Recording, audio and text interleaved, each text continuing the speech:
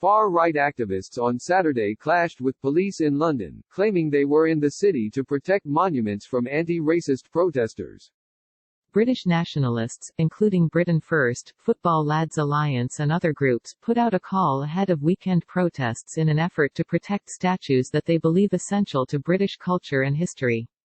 The main focus of their actions was the Churchill statue at the Cenotaph, a war memorial on Whitehall in London.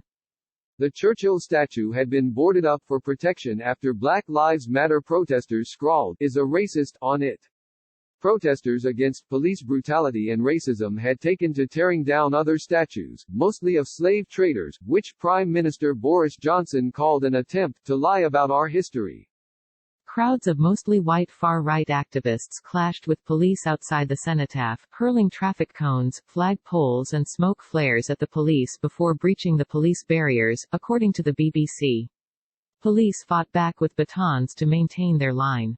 The activists, some adorned in "White Lives Matter" or "Proud Loyalist" shirts, then moved to Trafalgar Square, where police headed them off to prevent a clash with Black Lives Matter protesters in Hyde Park. Many in the crowd chanted, "England, England, England," and singing "God Save the Queen." The Telegraph estimated that 3,000 people had turned out, most of them drinking beer throughout the events. Government officials immediately denounced the violence, with London Mayor Sadiq Khan warning residents to stay away.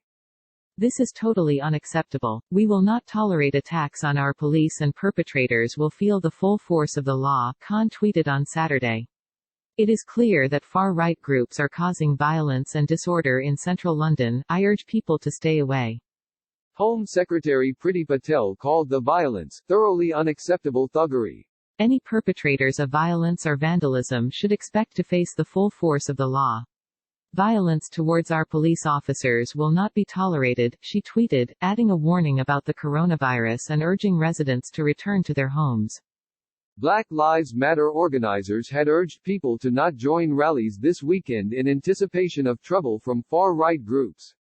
Britain First organizer Paul Golding had posted videos across the week in which he slammed BLM as a vile racist group, and the group had organized a number of White Lives Matter protests across the UK. Protesters turned out in cities across the UK almost in defiance of the counter-protests, including in Newcastle, Glasgow, Birmingham, Manchester and Belfast.